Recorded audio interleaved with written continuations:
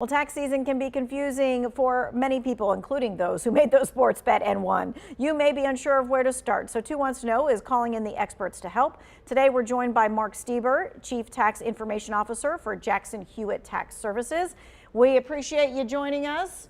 So, of course, the IRS opened up everything this week so that people can start filing their taxes. There are certain pieces of information that you just have to file your taxes.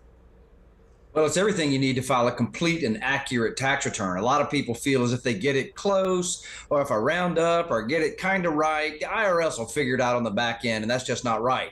Everything needs to be accurate and needs to match to other data in the IRS system. Things like your wages, 1099 income from self-employment or side hustles. Your name and social security name match, especially if you've been married or divorced, or you got those complex kid names. So make sure that you have your social security cards. Those kind of help. And also all the documents related to your year of income. And I also like to throw on top of it last year's tax return. That's a good tickler sheet for your pro to kind of see what you need to be looking for and what might be there and what might be missing. And then a good robust discussion on whatever else happened in your year. That's what you have to get a complete and accurate, error-free tax return with the biggest tax refund. Okay, so that was my next question, because a lot of people get really impatient with waiting for all those tax documents. I know I got an HSA document like in March.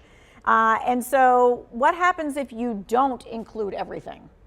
If you don't ever include everything, that's just a recipe for risk and disaster, because if the IRS is looking for it and you didn't include it, and that includes things like cryptocurrency or side hustle income, selling those Taylor Swift tickets and getting a 1099K, you're probably going to get a letter of inquiry. It's not an audit like a lot of people see on TV, but it will be a, hey, we're showing this thing. Where is the thing on your tax return? Do you have an explanation? Was it an error? Did you leave it off on purpose because it's not yours, or did you just omit it? And then you need to explain it. And if it's an income item, there's usually going to be a tax assessed with it, maybe some penalties and interest. So you want to make sure you're complete with all of your activity. And the IRS has frankly gotten a lot better at getting those information statements from banks, employers, people who transfer money using third-party platforms, and all the like. So leaving it off or guesstimating it, that's not a good idea to go do that, because if it's not exact, and I mean exact, you're going to get a question. Okay, yeah, because they are going to get the paperwork too. Okay, so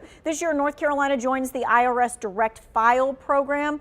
Let's talk about who's eligible to use it and why they should maybe use it.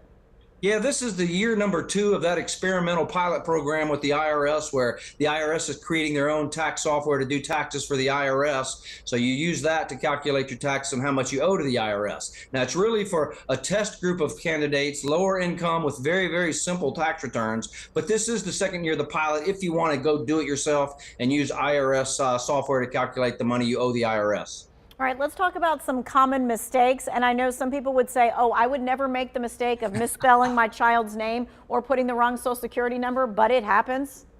Oh, it happens. People owe money to the IRS and forget to pay. There's no shortage of mistakes. And that's why I'll say this is another best practice. Start early and get organized. You don't need an enormous amount of complexity with that. The shoebox or the envelope works. Take your time. Make sure your data matches. I recommend a Tax Pro, even though we have self-prep software at Jackson Hewitt. But it makes a lot of sense to have a second set of eyes looking at what is today an entire volume of data. You were talking earlier about gambling, but it's gambling. It's cryptocurrency, it's side hustles, it's all the other things that people have going on in their lives. And you need to be accurate, because this is not just some estimate that you're doing, for a work budget or, your spending. This is with the IRS, and they've got a lot of data, and your data needs to match their data. So go slow. Don't wait till the last minute. Don't do your taxes on your smartphone at the red light, even though you think they're simple. You can get into trouble a lot of different ways. The biggest way is those self-inflicted mismatched data elements. Okay. I think a lot of times people miss tax credits, like for kids and for things like that. What do you want to make sure that people are aware of this year? Yeah, there's about a dozen tax credits, with even more coming online from the Inflation Reduction Act and some of those green credits if you bought an alternative fuel vehicle or did home improvements. But the Earned Income Credit, a hugely enormous 50-year-old program, 1 in 4 Americans still fail to claim that. And it's not just a credit for low income people, moderate income people.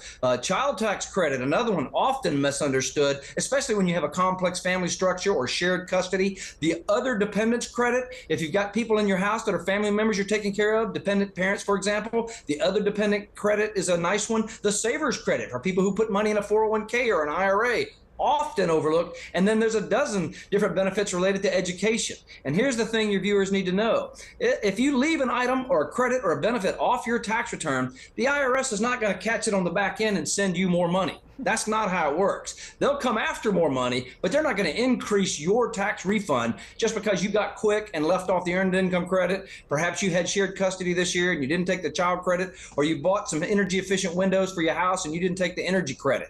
You leave it off, stays off. Yeah, that is a really good point, because the IRS definitely makes sure they get the money that they're owed, but they're not going to tell you if you made a mistake in their favor. That is exactly the truth, and it's always been that way, and that's not going to change, even with more funding or more staffing or whatever modernization. The IRS is to make sure you paid your money, not that you got all your credits and benefits. All right, we want to make sure everybody knows the deadline for tax day. It is April the 15th. I know sometimes it changes from one, day to another, year to year because of certain things, but it is April the 15th. That is your deadline. Thank you so much for joining us. We appreciate you, Mark. We'll be right back.